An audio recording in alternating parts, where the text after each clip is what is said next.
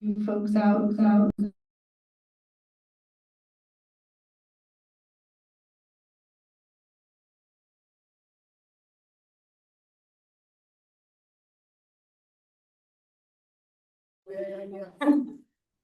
Are we all set now?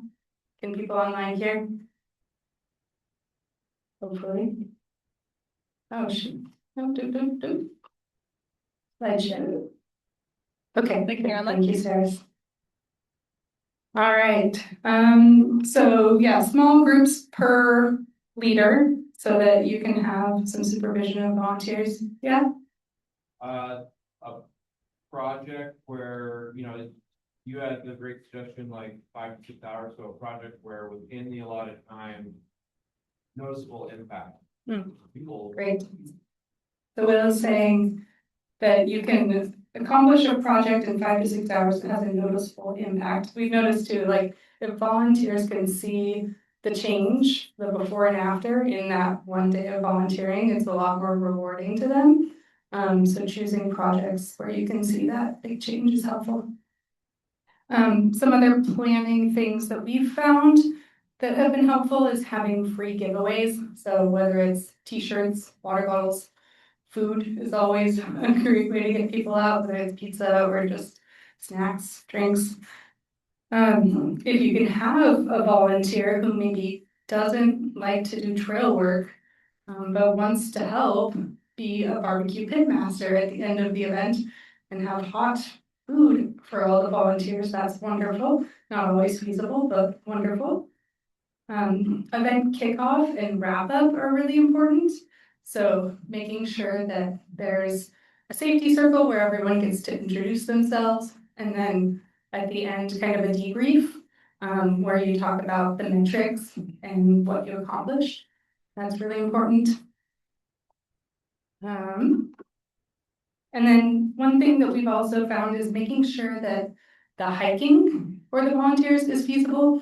So you don't want to choose a project for new volunteers or new hikers that's hiking 2,000 feet of elevation gain in an hour to get to a project site. So we often find that we will put those harder projects on our professional crews schedule instead of for the volunteers, so that the volunteers don't feel overwhelmed or overworked for their day. Do you have anything else to add from NSAA's perspective? I mean, those have all been really good suggestions. Our volunteering can be some specific work parties, and other times it can be a list of things that we just like people to go out and do. We know we have a lot of tree deadfall, so sometimes it's going out and just, our guys will go out and cut it up, but it's help moving the logs, and people can kind of go out and do those whenever. On the flip side, when we do brush remediation, a lot of times our volunteers will go out and cut the brush, but then there's too much to deal with. So then we can have our professional crews come in afterwards and deal with the aftermath. So I guess breaking down tasks, big tasks into things that the volunteers can do a piece of, but then you compare it with professional crews. Yeah, that's great. I think Megan in our last session from Juneau was saying that the crew during the week would set up the supplies for the volunteers then depending on the weekend. So if you have a professional crew and a volunteer crew, you can coordinate together. Awesome. Anyone have anything else to add about volunteer event planning? Okay, let's move on to 2 for volunteer recruitment. I think we already had a great suggestion about like a calendar. So one thing that works well for us is having a clear and easy website sign up that has a calendar and schedule of all the events. So that works for both effective event planning and volunteer recruitment. Does anyone else have ideas? We also had the suggestion of flyers, so that's important for volunteer recruitment as well. Yeah, Jenny? Kind of marketing it as a learning opportunity. I've seen people get really interested when it's like invasives removal or something like that, where there's an educational component to it. Great. So Jenny's saying marketing it as a learning opportunity that has an educational component. Yeah, Jane? Rely a lot on social media. Yes, so social media, absolutely. We use Instagram and Facebook. I can kind of say this as well.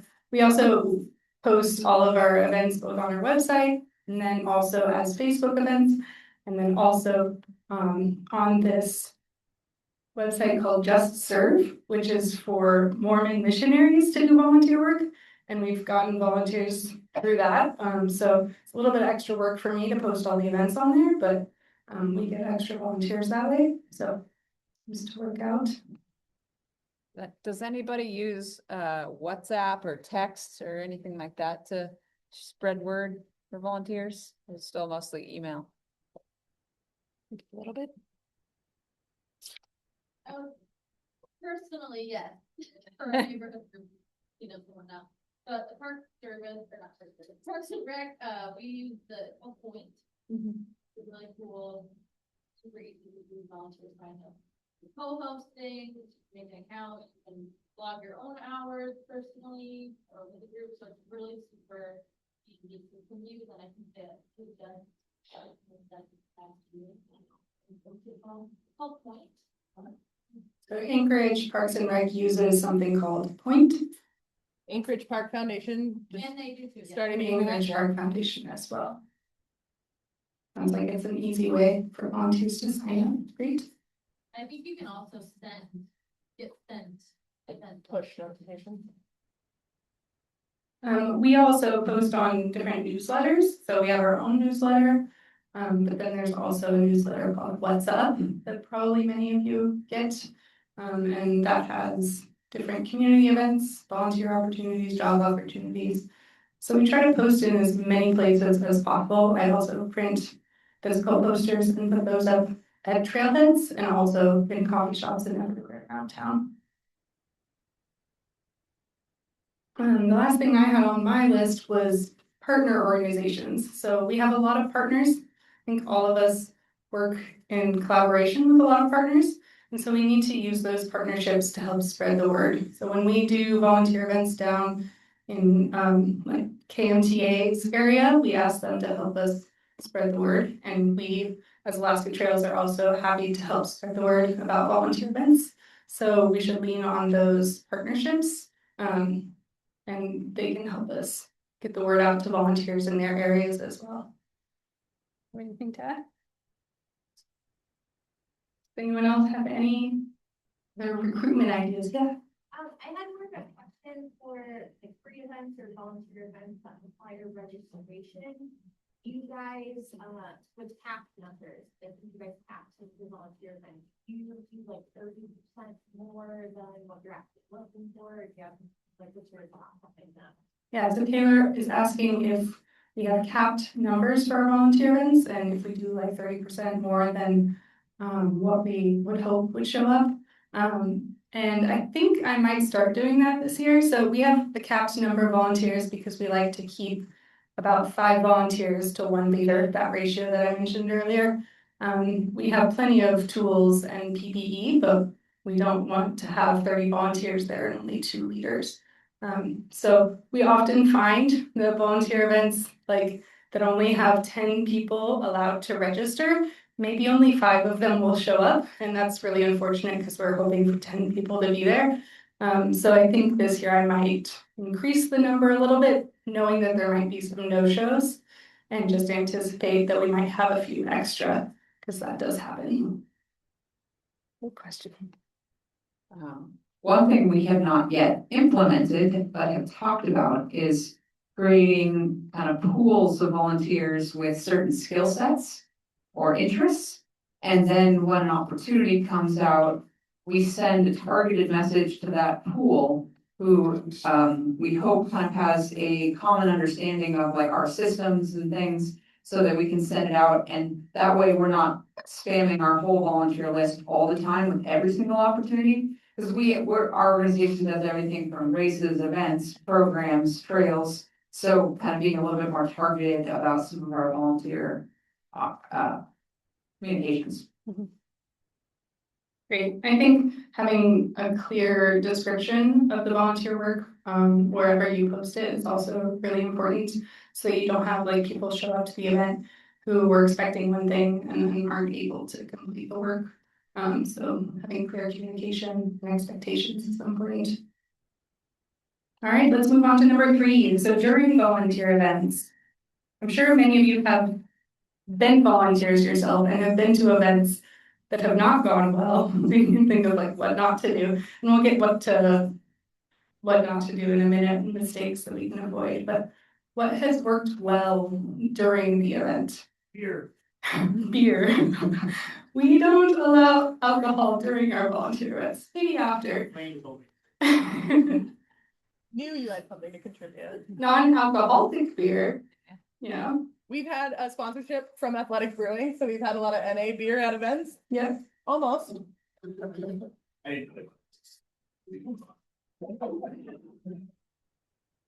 Anyone have anything to contribute?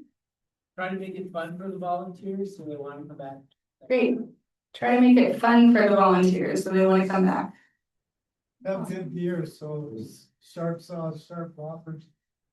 Wonderful. That's not all scratched up. Have good gear that's sharp for the tools and eyeglasses that aren't all scratched up. Great. Makes it a lot more fun. Jane, go ahead. Oh, she's really organized. I love it when I show up volunteer and tell me exactly what I need to do and when. I think, it's really safe, but having a plan and a task. Wonderful. Being organized, having a plan and tasks. Let's Letting groups self-organize by pace or skill set. Great. Letting groups self-organize by pace or skill set. Sarah? Literally like recognizing every and like honoring everybody's like background and experience. Honoring everybody's background and experience. Great. Yeah. We have the volunteers come out and help the Yup kids. We have the Yup kids really feel empowered to kind of lead the volunteers and show them what's going on. It's boosts morale for everyone. Yeah, so with the Youth Improvement and Parks program, they have the Yup Kids lead the volunteers, which is really empowering. Great. Anyone else? Kikkan? Having a designated point person. Because there's nothing worse than showing up and knowing, seeing there's stuff going on, but kind of not knowing who to talk to, or do you have someone who's in charge of a bunch of different things and they're running around? It's like you have one person who's the check-in person. It'd be really good. Yes, and designating that at the beginning, making sure everyone knows who that is. One thing that we try to do is at the beginning of the event, ask who's new to trail work, and have a chat, a conversation, get to know people a little bit. Maybe ask what they're interested in so that they have a better, more fun time. If they love to brush the trail, maybe you can just stick them on brushing the entire time. But some volunteers really hate brushing, so maybe you can put them on a drainage project if you're doing both. You can pair green volunteers with more experienced volunteers, or just check in with those new volunteers more often. Offer a choice of tasks, so don't force someone to do something, just give them options so that they can choose what they'd like to work on. And I think Sarah's kind of mentioned this, but using people's strengths. So if you know that someone is really good with a particular task, then use that skill. Let's see, I have a clear task explanation. Be clear, be concise, be simple. And then switching up tasks so volunteers don't get bored. Snacks and lunch break, super important. Also, something we do with Alaska Trails is we try to have a little chat during lunch, if possible, to talk about the importance of the work, to give volunteers motivation to continue. Sometimes after lunch, people get a little tired. So having that like background of why this work is important is helpful. And then, as I mentioned earlier, having a debrief at the end of the event to go over what was accomplished is really important as well. Anyone have anything else to add or any questions? Okay, we're moving on to number 4. Volunteer motivation and retention. So we've probably covered some of this. But does anyone have anything that hasn't been covered yet? To motivate volunteers, keep them around? Yeah. Equal program where you show up 3 times for trail work parties, you get one of our STA hats that says trail crew. Mhm. So that was a big motivator for us. Yeah, a reward system, that's great. So we have, if you show up to 5 events in a season, a black hard hat with their name on it. STA has something like a ball cap, this is pretty stylish. We just implemented a more extensive reward system where you get a shirt at a certain number and then a sweatshirt and a hat. And so, those are definitely really motivating rewards for volunteers.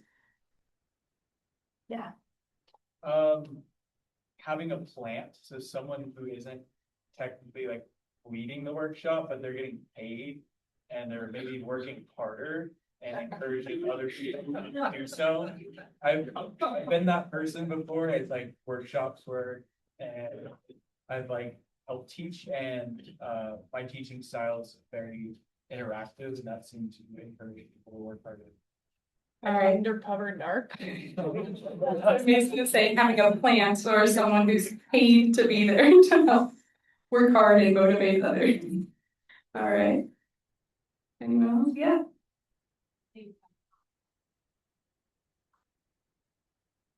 Have too many people in for people have an opportunity to participate, so find that spot. Absolutely. So she's saying having an intentional number of asks, so you aren't asking too much of people so they don't get burnt out, but they still stay involved. Great. How does NSAA handle that with all of your events and all of your, like?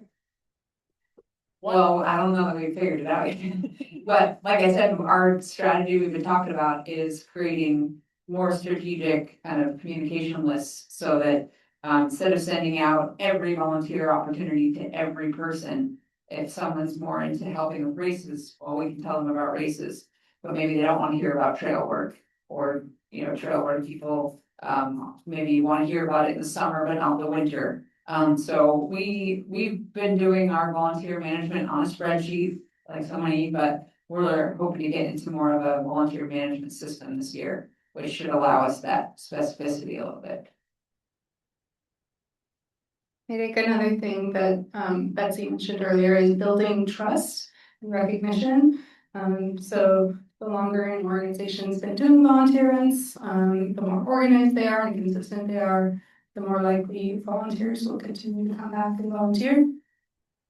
Having local businesses supporting volunteer events is also helpful. So if you are able to partner with a brewery who provides free drinks after an event, that could be a great motivation to come out. Or a free cup of coffee afterwards, whatever, might help bring volunteers out.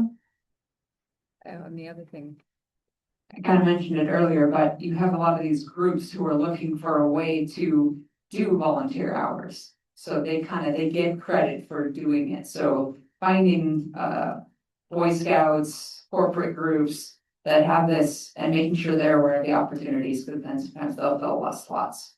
Checks a couple boxes for them. Great. Yeah, I guess. I think this is kind of a little bit different example. I feel a little blessed because I have a core group of volunteers that did my volunteers for 20 years at the Nature Center, and then they have brought other good people who have now stuck around for 5, 6, 7 years. And so a lot of the motivation that they get, besides me telling them that they're correct, which goes a long ways, is that internal motivation because they have basically absorbed themselves. They're absorbed into our organization. They are basically our organization. And really enforcing that and letting them feel that and then knowing that themselves has always been pretty easy in terms of that. So Great. So the Eagle River Nature Center and the volunteers there pretty much are the organizations. They have some ownership. Another way to do that is to give volunteers like a section of trail that they could adopt, and they could be responsible for maintaining that trail. We haven't done that with Alaska Trails, but we've talked about, you know, especially with long trails, volunteers will pick a section and that's their section of trail and they are responsible for it. So giving that ownership can really work. Mark, did you have something to add? Yeah, I was just gonna say, be flexible and adapt during the event. And an example of that I've seen a bunch of times over the years is, the event might be scheduled for 6 hours, but it's pouring down rain and windy, and you can read the group. If you have to cut it off 45 minutes early, an hour early, that's way better than just making people suffer. Yeah, definitely. So Mark's saying, be flexible, adapt if the weather is really horrible, and just cut it short, keep the volunteers happy. Yeah, Lil. Kind of a niche one, but maybe you can work with, you know, getting organized groups is like fostering a sense of competition. I saw it work, when I worked in California. I worked regularly with a really well organized mountain bike group. And then we had kind of an upstart ultra running group. And the ultra running guys were like inherently competitive, and they were like, so what do you mean the mountain bikers cleared that much trail? And they like kind of were trying to put in more work, you know, and I was like kind of speaking with them, like, oh yeah, they had 12 minutes. And it actually really works well. But I can see it working like that with those corporate groups too, maybe is like, you know, just trying to like let other folks. That's let them in know, Rush like, 2 miles of trail. What can you do, Home Depot? Yeah. So I was saying fostering competition between different groups so that they're more motivated to come out and maintain or build more trail. A couple more things we do is we provide training opportunities and leadership opportunities. So we offer a free wilderness first aid course.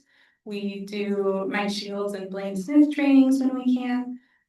We also offer like state parks parking passes for our assistants and our crew leads. So just more motivation to get involved if people want that experience and training. We also have a Volunteer of the Year award, so awards among the reward system. We have an end of season volunteer appreciation party. And then just socially, like recognizing our volunteers, whether that's at events like these or on social media, just getting that recognition is really important. Anyone have anything else to add for volunteer motivation and retention? Yes. I would say like education on the bigger picture, like, and do that, like without these pretty very simple way to make this real, and I think that. So education, making sure volunteers understand that without volunteers, there may not be any trail maintenance. So showing them the importance of the work. All right, let's move on. So what has not worked for volunteer trail work in Alaska in the past? What are some of the mistakes to avoid?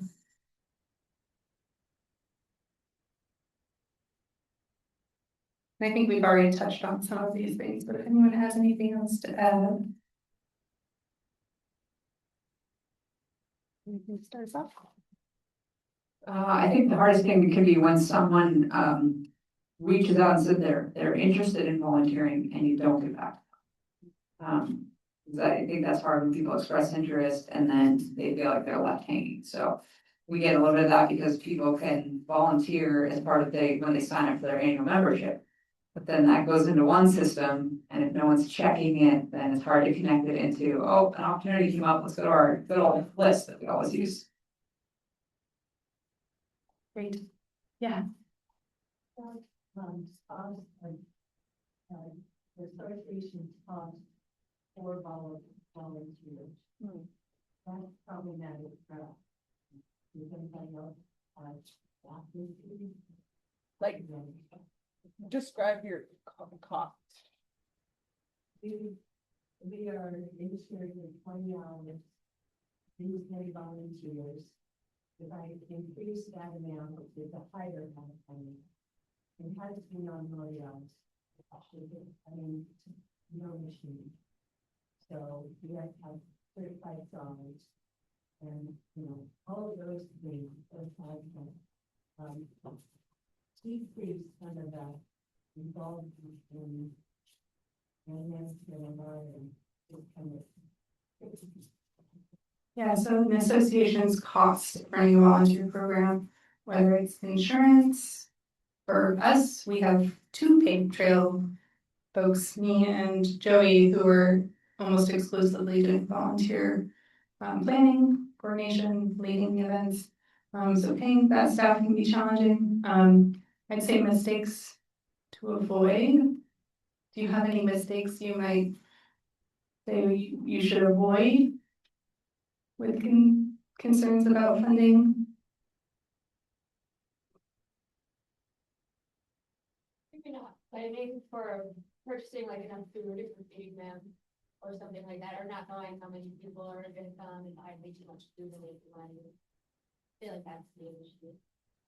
So making sure if you are going to provide something to the volunteers, making sure you're able to pay for and provide enough.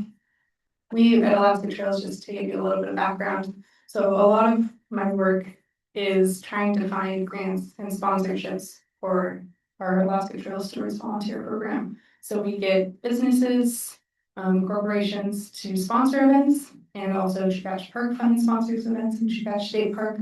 And then I also write grants anywhere from $1,000 to, I think the biggest one for ATS has been like $16,500 that we just got. So that pays for my time and for Joey's time to go out and scope the events and to provide food for the volunteers and all that stuff. So if anyone has questions about finding funding for volunteer events, come chat with me or send me an email afterwards. Any other common mistakes to avoid? Not giving clear enough instructions. A lot of times you get these groups together and you give them some loppers and saws and they're ready to go out, and pretty soon they start cutting things they're not supposed to cut and you need to get permission for, so. And of course, we're responsible at the end of the day, so clear instructions for it. And along with that, making sure you have supervision so that the volunteers are doing the work that you're asking them to do, not work that they think they're doing correctly, but maybe not. Also, you want to make sure that the tasks are suitable, so not too easy, not too hard. Let's see, you want to make sure you have enough tools for everybody, the correct tools. You also want to make sure, like, don't just tell them what to do, ask for feedback and ask them what they want to do. So instead of just being a dictator, maybe have it be more of a conversation. And then another thing we've noticed, we try to do more than just brushing. There's a lot of brushing work that needs to happen on our trails, but it gets kind of tiring for volunteers. They get tired of doing that every single event. So incorporating other tasks when there's like a step and run that they can help accomplish or bridge, they get really excited about that. So if you can incorporate those type of events in your season, that is helpful as well. And then also just making sure that volunteers feel seen and welcome. So don't just brush over that beginning welcoming part. We want to make sure that new volunteers especially are seen and recognized, so that they want to come back. So Yeah, to build off of that, I think sometimes when you do have long-time volunteers, they've been doing the same job forever, they start to kind of own a certain part of the job. But then unfortunately, that can prevent new people from coming in and learning from that experience volunteer. So I think trying to encourage your volunteers to mentor new incoming people and to be open to sharing and moving around sometime. all right, so with our last few minutes, we are going to ask this question: how can we grow volunteer trail work in Alaska? Looking up to you all first. Yes. This past winter, the tree folk of Anchorage have come together to be invasive folk, and this has been a huge fun for us. And kind of what Nicola said, just adding that education and that why into the actual event and having flyers or a QR code like right next to us while we're doing the work. There's a huge, and coordination, like that's why we kind of started this conversation, like there's all this work happening for our faces, and we have all this money to plant all these trees, so why aren't we all like coordinating together? So we're gonna do that. Let's add to and educate why we're doing those things and have those resources in the field when we're doing them. For all the people that pass by, I think it would be huge. And then like leaving maybe, it's hard in Anchorage, leaving things, nice things around in parks. But having potentially something left that shows what has happened there and hope it stays for longer than 4 days, but just the education on it. Do you mean during events, there's like a sign about like, hey, we're pulling invasives? That is something we're gonna try. For folks online, she's saying having educational materials, resources, whether it's a poster or QR code, for volunteers to take home or for people who are using the trails to learn about the work is really important. Coordinating amongst organizations to work together. Anyone else? Yes. We don't do any volunteer events, but most of our grants we are do. And one thing we've heard in multiple settings is there a way that we can utilize others' volunteer networks, especially in different user groups. Jody Thompson's been doing a active user group quarterly meeting, which has been great. I'll start to connect. And she had a big win where the Happy House Snow Riders room Archangel, because the Praxis People is having some snow machine issues with their group up there.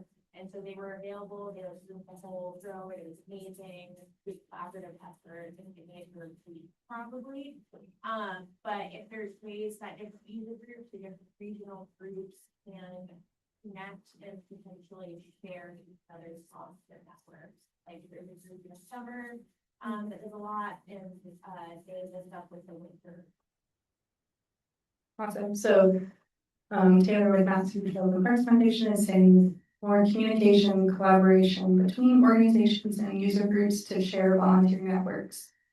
So if there's a winter group and a summer group, maybe they can coordinate together to help each other and share resources and volunteers. Great. Anyone else? Any ideas, Kikkan?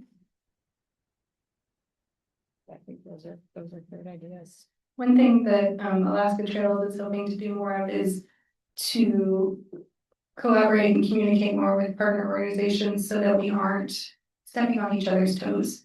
So if we have events out in Matsu, I don't want to be scheduling events the same day that Valley Mountain Bikers and Hikers is scheduling an event. We want to make sure that we're working together and not stealing each other's volunteers, so doing the opposite of what Taylor was suggesting. And another thing that we've considered at Alaska Trails is potentially having some winter trail work events, maybe doing some winter brushing or clearing of trails. It's challenging because the weather in winter is very unpredictable, and volunteers have differing abilities to get out and on the snow. That's something we are considering. All right, great. Does anyone have any last minute questions, suggestions? Yeah. What does your turnout look like compared to weekdays? Good question. So we mostly do Saturday events. We do a couple of Wednesday night 6 to 8 or 6 to 9 p.m. events. Those Wednesday night events are very popular. We can get anywhere from 15 to 30 people at those. Saturdays, it's typically between 10 and 15, depending on the event. We have tried a couple of like weekday during the day events, and those have a lower turnout. I'd say like 6 to 8 people. But that's kind of to be expected because it's only retired folks generally showing up for those. You have any? Yeah, Betsy.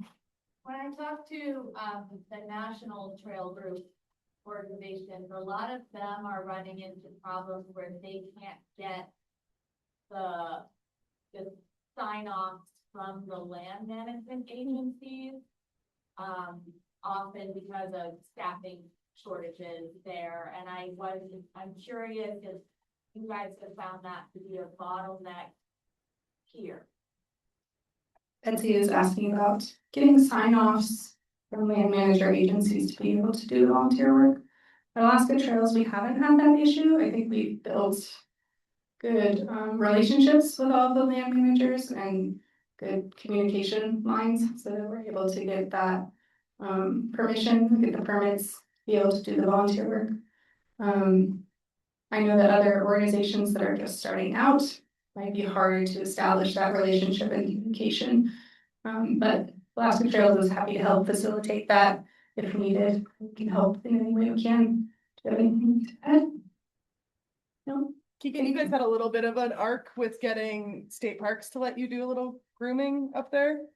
Was that hard, or like how did you get that started?